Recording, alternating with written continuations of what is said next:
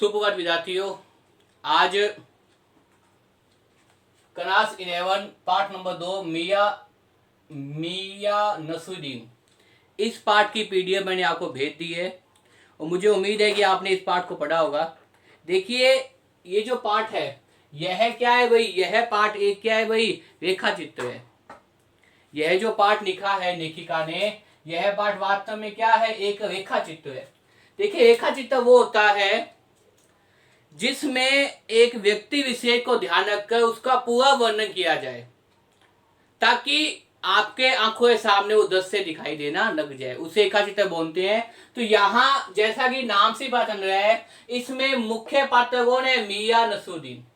दो ही पात्र हैं, एक तो लेखिका और दूसरा कौन है, नानबाई मियां नसरुद्दीन। इन्हीं दोनों की जो बातचीत है, इन्हीं दोनों के बीच में जो वार्तालाप हुआ है, इन दोनों के बीच में जो संवाद हुआ है, वही इस पाठ में बताने का प्रयास किया है। मुझे उम्मीद है कि इस वीडियो देखने के बाद में आपको मियां नसरुद्दीन पाठ समझ में आ जाएगा। अगर ये वीडियो को पसंद आए तो लाइक कीजिए, शेयर कीजिए। देखिए, लेखिका यहाँ पे कौन है, लेखिका है श्रीमती कृष्णा सोबाती। लेखिका कौन है, श्रीमती कृष्णा सोबाती। कृष्णा सोबाती लेखिका है जो कहीं जाती होती है तो किससे मिल जाती है, मियां नसरुद्दीन से। होता यह है, पाठ के अंदर बताया गया है विद्यार्थियों कि लेखिका कृष्णा सोबाती जामा मस्जिद के पास एक मोहल्ले से जाती होती है। जब जाती होती है तो देखती है, क्या देखती है, नानबाई मियां नसरुद्दीन की दुकान पर ढेर सारा आटा सनते हुए। आटा सनते का मतलब क्या है, आटे को गूंदना। आटा सनने का मतलब क्या, आटे को गूंदना। वो देखती है और देखने के बाद क्या है, लेखिका कौन है, लेखिका कृष्णा जो है वो अचानक जाती है, इतना ढेर सारा, इतना ज्यादा आटा जो है वो क्यों उसना जा रहा है, इतना ढेर सारा आटा क्यों लगाया जा रहा है। तब वो नानबाई मियां नसरुद्दीन की दुकान पर देखे रुक जाती है और इन दोनों के बीच में क्या होती है, बातचीत प्रारंभ हो जाती है। किनके बीच में, लेखिका के बीच में और नानबाई मियां नसरुद्दीन के मध्य क्या होती है, बातचीत प्रारंभ हो जाती है। दो एक दूसरे से बातचीत प्रारंभ कर देती है। तब लेखिका उनसे क्या पूछती है, नानबाई मियां नसरुद्दीन से पूछती है कि आप इतना ढेर सा आटा क्यों सन रहे हैं। उनके बीच बातचीत चालू होती है। तब मियां नसरुद्दीन जो है वो कई बार क्या कि अपने दुकान की बढ़ाई करता है, इतनी ज्यादा बढ़ाई करता है कि वो बातें क्या लगती है, अस्वाभाविक लगती है। उस पर संदेह हो जाता है लेखिका को और यही बताने का प्रयास किया है पाठ के अंदर। देखिए, क्या बताने का प्रयास किया है। तब लेखिका पूछती है कि आप इतना ढेर सा आटा क्यों सन रहे हैं। आटा सनने का मतलब क्या है, यहाँ पे आटे को गूंद के हुए हैं। तब मियां नसरुद्दीन क्या कहता है, देखिए मियां नसरुद्दीन क्या कहता है उस समय कि हमारे जो बुजुर्ग थे, बुजुर्ग का मतलब हमारे जो पूर्वज थे, वो किस पे रहते थे, बादशाह नामक के खास नानबाई से। खास नानबाई का मतलब खास बावर्ची कह सकते हैं अपने, जो उनके लिए क्या बनाते थे, भोजन बनाते थे। उनके लिए क्या बनाते थे भाई, खाद्य पदार्थ बनाते थे, उनके लिए भोजन बनाते थे। किसके लिए, हमारे बुजुर्ग बादशाह नामक के लिए क्या करते थे, खास बावर्ची थे, उनसे खास जो है उनके लिए किसमें बनाते थे। और ये भी बताया गया है पाठ के अंदर कि वो काफी मात्रा के अंदर क्या बनाते थे, भोजन बनाते थे, इतनी प्रकार की रोटियां बनाते थे।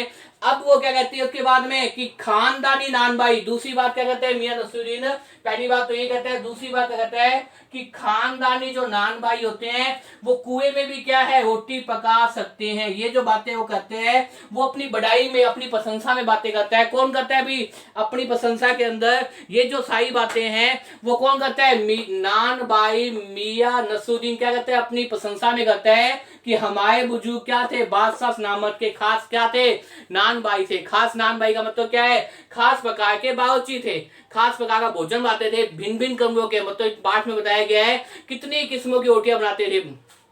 और साथ में ही खानदानी नानबाई कुएं में भी रोटी पका सकते थे, कुएं के अंदर भी रोटी पकाते थे। ये इस तरह से अस्वाभाविक बात है जिस पर लेखिका कौन है, कृष्णा को विश्वास नहीं होता।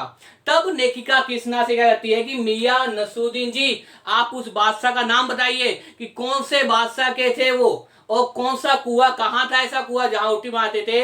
जब वो उनसे क्या करती है, लेखिका ज्यादा प्रश्न पूछती है, सच्चाई की ओर जाना चाहते हैं, तो मियां नसरुद्दीन क्या है, सख्ते में आ जाते हैं। मियां नसरुद्दीन क्या आते हैं भाई, सख्ते में आ जाते हैं। और मियां नसरुद्दीन क्या आते हैं, सख्ते में आना,